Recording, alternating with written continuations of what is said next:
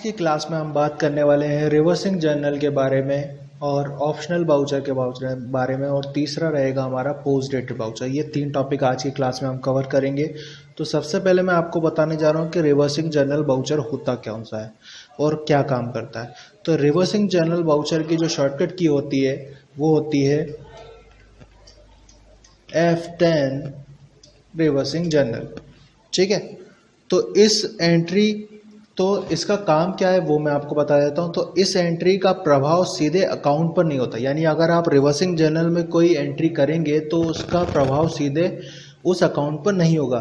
कई बार कुछ ट्रांजैक्शन के असर को प्रयोगात्मक यानी कि सैंपल या फिर आप कह सकते हो कि प्रैक्टिस के लिए हम प्रयोगात्मक रूप से देखने के लिए इस बाउचर का उपयोग कर सकते हैं। इस बाउचर में की जाने वाली एंट्री का असर विशेष टाइम के लिए होता है, ठीक है, और उसके बाद उस पीरियड पर इसका प्रभाव देख सकते हैं। कहने का मतलब यह है कि रिवर्सिंग जर्नल में एंट्री करना है आपको तो वो आपके लिए ऑप्शनल रहेगी, यानी कि ज़रूरी नहीं कि आपको रिवर्सिंग जर्नल में करना ही, आप करेंगे कैसे या फिर वो काम कैसे करता है वो मैं आपको बता देता हूँ। तो रिवर्सिंग जर्नल का सीधा सा मतलब ये है कि अगर आप इसमें बाउचर में एंट्री करेंगे तो उसका इफेक्ट ना तो बैलेंस शीट पे पड़ेगा ना ही प्रॉफिट एंड लॉस पे पड़ेगा। अगर आप इसका इफेक्ट देखना चाहते हैं तो इसका इफेक्ट आपको एक्सेप्शन रिपोर्ट में जाकर ही देखना होगा। जैसे फॉर एग्जांपल मैं यहाँ पे कुछ खर्चे करना चाहता हूँ लेकिन मैं उसका इफेक्ट बैलेंस शीट और प्रॉफिट एंड लॉस पे नहीं देखना चाहता, यानी कि मैं सिंपली मैं चाहता हूँ कि जो हमारे यहाँ के एम्प्लॉयज़ हैं उनको मैं कुछ चीज़ें दूँ। कहने का मतलब जैसे कि मैं उनका एक मोबाइल फ़ोन का बिल पे कर दूँ, ठीक है। तो मैं इसको एक रिवर्सिंग जर्नल में डालना चाहता हूँ, एक प्रयोगात्मक तरीके से देखना चाहता हूँ। तो कैसे करेंगे तो वो मैं आपको दिखा देता हूँ। तो पहले रिवर्सिंग जर्नल पे दिखा दे रहा हूँ मैं आपको कैसे करेंगे। तो एक लेज़र बना ली मैंने यहाँ पे बिल्स पेबल के नाम से, ठीक है, और ये जाएगा इनडायरेक्ट एक्सपेंसेस के नाम से, और यहाँ पे कोई ऑप्शन में यस नहीं कर रहा हूँ, एक्सेप्ट, ठीक है। सिंपली इसके बाद आपको क्या करना है, F1 में जाना है, जहाँ पर आपको मिलेगा use reversing journal and optional voucher. ये रहा, use reversing journal and optional voucher. ये आप यस कर देंगे तो इससे दो ऑप्शन यस हो जाएंगे, use reversing journal and optional voucher, और इसी से पोस्ट डेटेड बाउचर भी खुल जाएगा, ठीक है। तो एक एक करके हम तीनों पे बात करेंगे। तो पहले मैं आपको रिवर्सिंग जर्नल बता दे रहा हूँ। तो फिर मैं आपकी इसकी एंट्री क्या करने वाला हूँ कि मैं प्रयोगात्मक रूप से करना चाह रहा हूँ, तो मैं इसका बैलेंस शीट और प्रॉफिट एंड लॉस पे कोई इफेक्ट नहीं देखना चाह रहा हूँ। तो सिंपली मैं क्या करूँगा कि इसको एंटर करूँगा और यहाँ पे F10 रिवर्सिंग जर्नल लगा दूंगा। ये डेबिट और क्रेडिट में आपको एज अ बाउचर मिलता है, ठीक है। और यहाँ पे कॉस्ट सेंटर में नॉट अवेलेबल कर रहा हूँ। खर्चा क्या है मेरे लिए, तो वो है बिल्स पेबल। कितना पे करूँगा मैं, तो मैं 500 रुपये पे करने वाला हूँ, ठीक है। और क्रेडिट साइड में यहाँ पे मैं दे दे रहा हूँ इसको कैश, ठीक है। तो अभी तो ये माइनस मेरे पास से दिखा रहा है कि हाँ कैश से माइनस हो गया 500 रुपये, लेकिन जब आप इसको बैलेंस शीट में चेक करेंगे तब ये आपको नहीं दिखाई देगा। वहाँ पर आपका जो बैलेंस था वो वैसे का वैसे ही दिखाएगा, क्योंकि हमने रिवर्सिंग जर्नल में एंट्री प्रयोगात्मक रूप से ही की गई है, ठीक है। तो आप बैलेंस शीट में कैश इन हैंड चेक करता हूँ। तो आप बैलेंस शीट में कैश इन हैंड चेक करेंगे तो 558 रुपीज़ ही दिखा रहा है, जबकि वहाँ पे 58 रुपीज़ दिखा रहा था, ठीक है। तो सिंपली 2,58,558 रुपीज़ दिखा रहा है, ठीक है, जबकि वहाँ पे ऐसा नहीं दिखा रहा था। वहाँ पे दिखा रहा था 2,58,058 रुपीज़ .33 पैसा, ठीक है।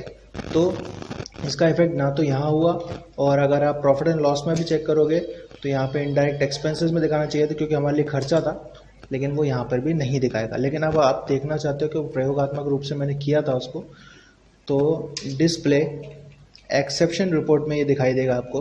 तो एक्सेप्शन रिपोर्ट में आप यहाँ पे देख सकते हो कि यहाँ पे आपको रिवर्सिंग जर्नल मिल जाएगा। फिर से एक बार देख लीजिए, डिस्प्ले एक्सेप्शन रिपोर्ट में यहाँ दिखाई देगा रिवर्सिंग जर्नल। तो यदि आपको लगता है कि हाँ मैं अगर हर महीने एक एम्प्लॉई है मेरे पास और मैं उसको 500 रुपये पे करता हूँ तो मेरे को कोई फ़र्क नहीं पड़ेगा, तो आप यहीं से इस एंट्री को चेंज कर सकते हो। लेकिन अगर आप इसको सिर्फ प्रयोग तक ही छोड़ना चाहते हो तो यहाँ पर छोड़ सकते हो। जैसे अगर मैं मान लीजिए मैं कन्विंस हो गया हूँ कि ठीक है मैं 500 रुपये पे करने ही है मुझे, तो मैं यहीं से एंट्री चेंज कर दूंगा, इसको F7 जनरल में बदल दूंगा। तो जैसे इसको जनरल में बदलूंगा तो ये मेरे पास से माइनस हो जाएगा। अब माइनस हो जाएगा तो यहाँ से तो हट जाएगा, लेकिन वो दिखाई कहाँ देगा, वो दिखाई देने लगेगा प्रॉफिट एंड लॉस अकाउंट में भी, बिल्स पेबल के नाम से, और बैलेंस शीट में भी आपको करंट एसेट जो आपके दिखा रहे थे वो सेव हो जाएंगे। ठीक है, तो ये तो हो गई रिवर्सिंग जर्नल के वाउचर की बात। अब हम बात कर लेते हैं ऑप्शनल वाउचर के बारे में। तो ऑप्शनल वाउचर के बारे में बात करने वाले हैं हम लोग। तो यहाँ पे मैं आपको बता दूं कि ऑप्शनल वाउचर काम क्या करता है। तो ऑप्शनल वाउचर किसी भी वाउचर का प्रकार नहीं है। सभी वाउचर्स नॉन अकाउंटिंग वाउचर्स को छोड़कर वाउचर एंट्री करते समय ऑप्शनल मार्क कर सकते हैं। कहने का मतलब ये है कि आप नॉन अकाउंटिंग वाउचर्स को छोड़कर किसी भी वाउचर पे ऑप्शनल वाउचर मार्क कर सकते हैं। ठीक है, कैसे मार्क कर सकते हैं, जैसे फॉर एग्जांपल मैं कुछ मशीनरी परचेस करना चाह रहा हूँ, तो मैं कैश में एक मशीनरी परचेस करने के लिए एक फिक्स एसेट परचेस करना चाहता हूँ, लेकिन मेरे को ये नहीं पता है कि उसका प्रभाव क्या होने वाला है मेरे पास या फिर मेरी बैलेंस शीट पे। तो मैं सोच रहा हूँ कि अगले महीने परचेस करूँगा, तो मैं देख लेता हूँ कि अभी मेरी जो रिपोर्ट है यानी जो बैलेंस शीट है, जो प्रॉफिट एंड लॉस अकाउंट है, उस पर क्या इफेक्ट होगा। क्योंकि वो 50,000 रुपये की मशीनरी में परचेस करने वाला हूँ, तो मैं क्या करने वाला हूँ, यहाँ पर उसे कैश में परचेस करने की एंट्री तो ज़रूर करूँगा, लेकिन वो एंट्री रहेगी ऑप्शनल। ठीक है, तो मैंने एक फिक्स एसेट की लेज़र बना ली है और यहाँ पे मैंने इसको कर दिया एक्सेप्ट। तो यहाँ पे मैंने मशीनरी की एक लेज़र बनाया, तो यहाँ पे आपको मिल जाएगा ऑप्शनल वाउचर। ठीक है, तो यहाँ पे आप जैसे ही L प्रेस करेंगे तो यहाँ से भी लगा सकते हैं राइट साइड से, और यहाँ पर L भी प्रेस कर सकते हैं। ठीक है, तो ये मैंने 50,000 रुपये इसको कर दिया। ठीक है, तो ये 50,000 रुपये की एंट्री हो गई, लेकिन ऑप्शनल में। ठीक है, तो ऑप्शनल मैंने इसकी एंट्री कर दी है, तो इसका बैलेंस शीट में मैं इफेक्ट चेक करता हूँ। तो बैलेंस शीट में इसका इफेक्ट चेक करूँगा, तो करंट एसेट्स में अभी फ़िलहाल मेरे पास कोई फिक्स एसेट नहीं आई। क्यों? क्योंकि मैंने उसको ऑप्शनल बना के रखा हुआ है। यहाँ पर मैं चेक कर रहा हूँ तो यहाँ पर भी कोई इफेक्ट नहीं है। ठीक है, अब मैं चेक करूँगा इसको कहाँ पर, तो ये दिखाई देगा डिस्प्ले में, और ये दिखाई देगा आपको एक्सेप्शन रिपोर्ट में। ठीक है, एक्सेप्शन रिपोर्ट में। अब जैसे अगला मंथ आ जाता है, जिस मंथ में मैं उसको परचेस करने वाला था, तो अभी तो वो फ़िलहाल ऑप्शनल है। अब जैसे ही वो मैं चाहता हूँ कि मैंने परचेस कर लिए, तो मैं क्या करूँगा, उसका इफेक्ट जो है ना वो यहाँ पे रख दूँगा रेगुलर में, तो उसका इफेक्ट यहीं पे दिखने लगेगा। ठीक है, और यहाँ पे कर दूँगा मैं उसे एक्सेप्ट, तो ये दिखने लगेगा बैलेंस शीट में फिक्स एसेट के नाम से। तो ये दिखने लगा यहाँ पे कि भाई हाँ मशीनरी परचेस हो गई है। ठीक है, ये यहाँ पे दिखने लगी। ठीक, तो ऑप्शनल वाउचर का काम ये है कि भाई आपको अगर कोई बड़ी चीज़ परचेस करनी है और आप उसका इफेक्ट देखना चाहते हो, तो उसको ऑप्शनल बना के एंट्री कर लो। उसके बाद जब वो रेगुलर हो जाए तो उसको रेगुलर कर दो। इसी तरीके से एक और वाउचर होता है पोस्ट डेटेड वाउचर। अब पोस्ट डेटेड वाउचर क्या करता है, इस वाउचर का भविष्य की एंट्रीज के लिए उपयोग किया जाता है, लेकिन ये मेमोरी वाउचर के विपरीत होता है, यानी कि एक मेमोरेंडम वाउचर की तरह नहीं होता, ये अलग होता है। यह एंट्रीज अपने आप दी गई तारीख पर रेगुलर एंट्रीज में कन्वर्ट हो जाती हैं।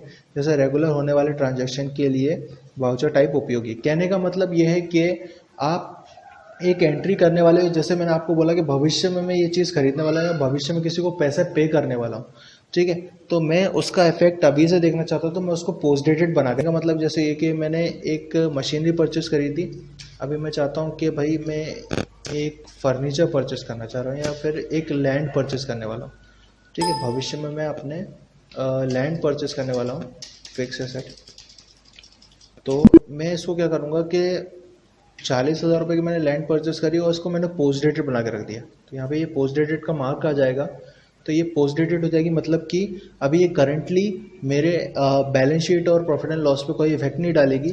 फिलहाल ये पोस्ट डेटेड है, तो इसको मैंने एंटर किया। अब मैं इसको चेक करूँगा बैलेंस शीट में और प्रॉफिट एंड लॉस में, तो यहाँ पे ये फिलहाल अभी पोस्ट डेटेड है, आ तो गई है लेकिन अभी पोस्ट डेटेड है ये, ठीक है। जब मैं इसको करंट करना चाहूँगा तो तब ये करंट हो जाएगी। तो अब करंट करने के लिए यहाँ पे जाएंगे डिस्प्ले में, एक्सेप्शन रिपोर्ट में, और यहाँ पे आपको मिल जाएगा पोस्ट डेटेड वाउचर, ठीक है। तो पोस्ट डेटेड वाउचर में 2 अप्रैल 2021 दिखा रहा है, तो मैं इसको 1 अप्रैल कर लेता हूँ, यानी 1 अप्रैल में, तो ये दिखा रहा है। अब इसको मैं जहाँ यहाँ से डायरेक्टली करंट करना चाहता हूँ तो यहाँ पर मैं करंट पे क्लिक कर दूंगा तो ये करंट हो जाएगी, तो इसका इफेक्ट मुझे दिखने लगेगा और यहाँ से ये हट जाएगी, ठीक है। कहने का मतलब ये कि पहले भी बैलेंस शीट में ज़रूर दिखाई दे रही थी लेकिन वो पोस्ट डेटेड थी, एंट्री पोस्ट डेटेड थी, लेकिन अभी अगर आप चाहते हो तो यहाँ पे ये अब ये करंट के रूप में दिखाई दे रही है। तो ये है आपका post dated voucher, reversing journal voucher और ऑप्शनल वाउचर, ठीक है। तो इन दोनों में तो खाली मार्क आता है, तो मार्क आपको राइट साइड में मिल जाएगा। इसके लिए कंट्रोल आप L प्रेस कर सकते हो कंट्रोल के साथ, और इसके लिए कंट्रोल के साथ I, ठीक है। तो ये 3 वाउचर्स थे। नेक्स्ट क्लास में हम इसके आगे देखेंगे।